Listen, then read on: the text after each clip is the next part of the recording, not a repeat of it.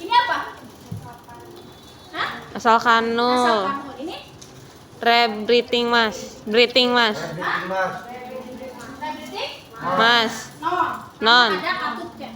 Kalau ini tidak ada katupnya, kiri kanan namanya non rebreathing. Mas. Rebreathing mas. Kalau ada katupnya berarti non.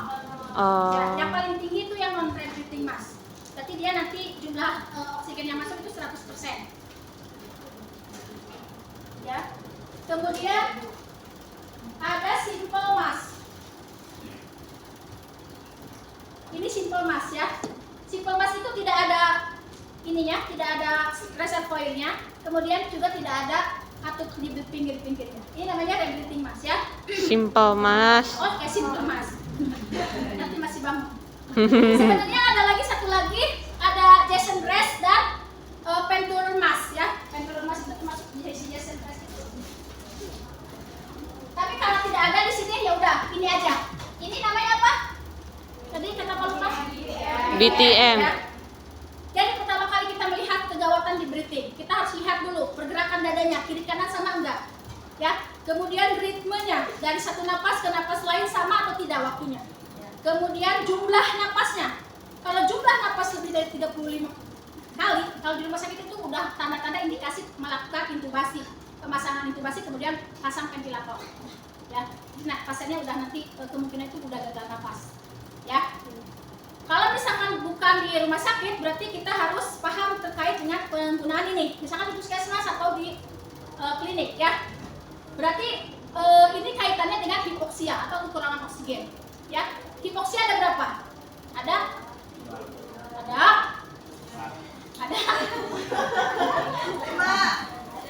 Ada 3. Ringan, sedang, berat. Ringan, sedang, berat, ya. Gampang kan? Ya, 95 sampai 100 atau kurang dari 100 itu biasanya hipoksia ringan. Cukup menggunakan nasal kanul, ya. Pemberian oksigennya menggunakan nasal kanul. Nasal kanul ini bisa diberikan 3 sampai 4 liter atau bisa sampai 6 liter. Yang masuk itu antara berapa? 40 sampai 60%. Ya enggak? Ya, kalau hipoksia sedang dari berapa ke berapa?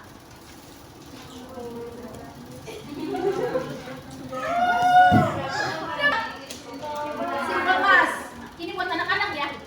Kalau buat dewasa ada lagi, simple mass. Simple mass itu bisa masuk berapa? 6 sampai 8 liter. Yang bisa masuk 60 sampai 80%. Ya. Sudah ya. Kalau rebreathing mass itu bedanya dia itu sama seperti dia masih ini sama non rebreathing sama rebreathing mass sebenarnya sama. Dia itu bisa 100%. Cuma kalau yang rebreathing mass itu bisa men-trap atau menyebabkan oksigen CO2 di dalam paru meningkat sehingga jarang dipakai. Ya, kita menggunakan biasanya langsung ke rebreathing mass saja. Tapi kalau misalkan memang harus menggunakan non rebreathing mass, misalkan pasiennya kekurangan CO2 itu kan zat yang hilang lupa lagi. Padahal saya ngajarin. CO2 itu adalah zat yang menstimulasi manusia untuk bernapas. Ya. Kalau CO2 kurang berarti pasiennya pasang dia yang rebreathing mass. Tapi kalau CO2-nya berlebihan pasang aja yang non rebreathing mass. Non rebreathing mass di 80 sampai 90% ya. Dia bisa digunakan pada hipoksia berat. Ya. Kalau hipoksianya kurang dari 85%, sebaiknya dilakukan intubasi atau misalkan dilakukan pemberian menggunakan Penturer mass. Ya. Kalau begini ceritanya, ini berapa yang masuk? Berapa persen? Enggak. Ini berapa persen? Lihat dulu, ada oksigennya enggak? Kalau enggak ada, berarti dia yang masuk hanya seperti room air. Room air itu kita bernapas seperti ini namanya room air. Kadarnya itu hanya 21% di atmosfer. Ya. Jadi kalau pasien bernapas tanpa alat bantu ini atau seperti kita sekarang, itu namanya room air itu di 21% yang masuk ke dalam tubuh. Berarti kalau ini tanpa oksigen itu sama aja seperti kita bernapas tanpa menggunakan alat bantu. Ya. Tapi kalau dia disatukan atau dipasangkan dengan oksigen, dia bisa jadi 100%. Ya. Jadi jangan salah ya. Nge-bagging aja. Kalau di rumah sakit namanya nge-bagging ya. Kalau di sini melakukan ventilasi. Lakukan ventilasi aja, nggak lihat dulu pasang oksigen apa tidak. Pasiennya mati aja. Iya, ada yang lecet itu banyak. Hati-hati ya. Melakukan ventilasi itu tidak sembarangan, ya. Ini isinya 1.500. Ya. Apakah semuanya harus dimasukkan? Berapa? Yang dimasukkan? Setengah? Dari mana dapat setengah? Ayo sebelah sini. Yang masuk dari DVM kita itu dari tidal volume namanya. Tidal volume itu adalah volume satu kali inspirasi. Berarti satu kali inspirasi napas manusia itu berapa? Berapa mililiter? Ya biasanya dalam mililiter, nggak ada yang sampai liter. Itu dihitung dari berat badan 10 sampai 15 5 sampai 15 mililiter per kilogram berat badan. Biasanya kita ambil di 8. Berarti 8 berat badan kamu berapa? Kemarin kan sudah saya bilang ya, udah tingkat 1 ya. Gini, kita orang kesehatan.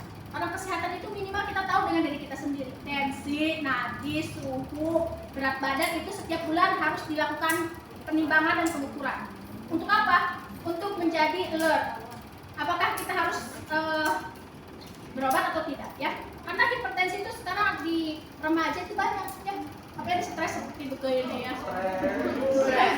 Banyak nonton aja.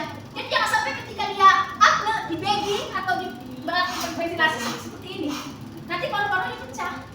Namanya baru trauma. Kemarin kan kita udah belajar ke ventilator ya, sama saya itu kan. Lupa lagi ya. Lupa. Harus belajar sama siapa kan ingat ya? Sama pacar ya?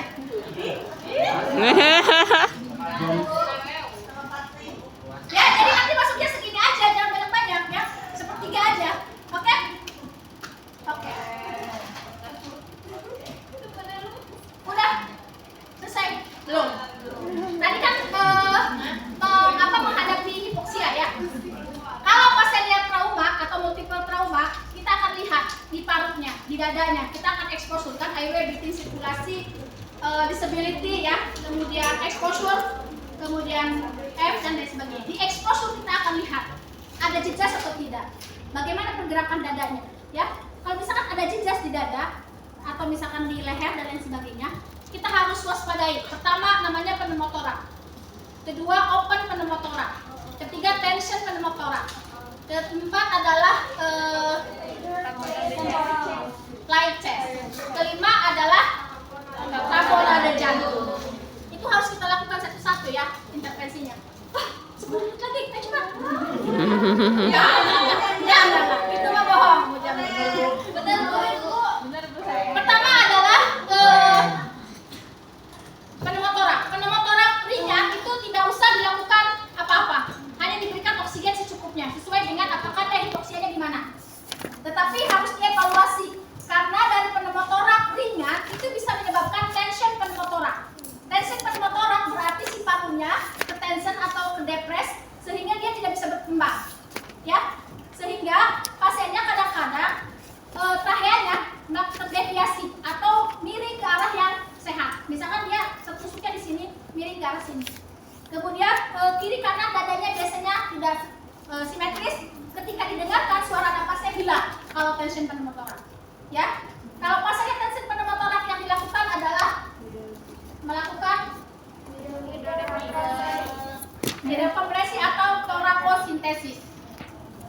Torakosintesis sama seperti korikotiroidektomi, tetapi dilakukan di ICS 4 atau 5 aksila anterior.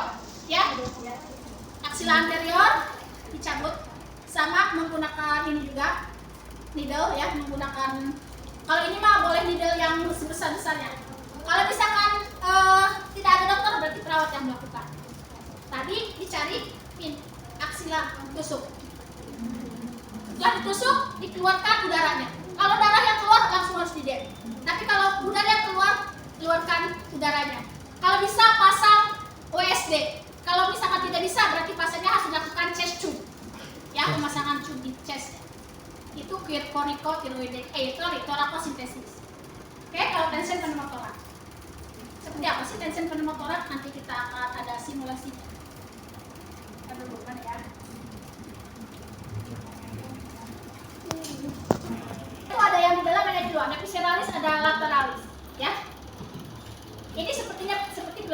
kemudian ini seperti paru ya.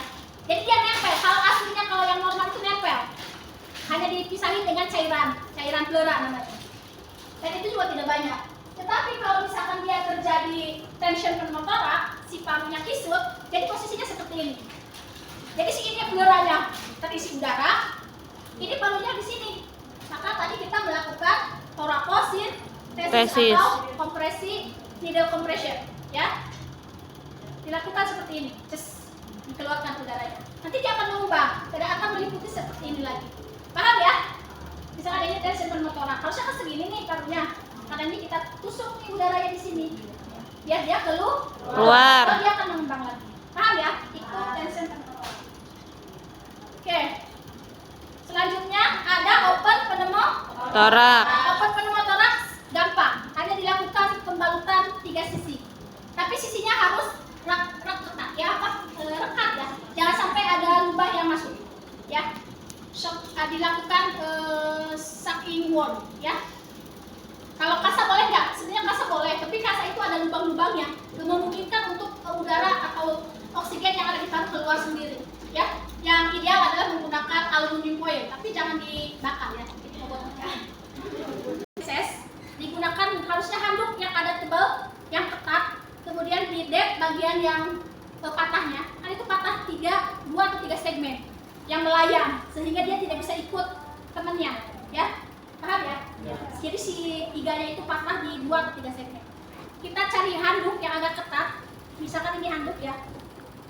Kalau misalkan di rumah sakit mah biasanya banyak pembalutnya. Kalau misalkan balutannya kalau di orang biasa di rumah atau di tempat lain, handuk yang ketat kemudian ditaliin pakai tali apa aja. Talinya yang ketat juga. Tiga sisi. Tiga tempat, 1, 2, 3. Kalau bisa 4. Ya. Tapi ini agak tebal segini, agak panjang segini. Ya. Paham ya? Yang satunya lagi adalah tamponade jantung. Tamponade jantung itu berarti si jantungnya, sel jantungnya itu ya, ada perdarahan. Jadi si jantungnya mungkin kena cedera, kemudian dia perdarahan, sehingga si jantungnya itu tidak bisa melakukan pemompaan dengan maksimal. Dilakukan sama seperti thoracocentesis, tapi namanya perikardiosintesis. Tempatnya di ICS 4 atau 5 ya, dilakukan di apex jantung. Apex jantung kan di 5 ya, ICS 5. Ini aksila. Tadi kan di sisi sebelah sini. Ini di tengah. Tadi kan di sisi kalau thoracocentesis ya. Kalau kalau perikardiosintesis itu di kiri pasti, karena jantung di kiri. Dan di tengah. Ini klavikula tengahnya. Jadi di sini dilakukannya. Posisinya 45 derajat ya. Anggap saya pakai handscoon. Kalau tamponade jantung yang keluar itu pasti darah. Ya. Kalau misalkan di rumah sakit dilakukan sama melakukannya menggunakan CVP, Central Vena Catheter. Jadi melakukannya dipanjang, masukin, nanti setiap berapa jam sekali dikeluarkan darahnya. Ya.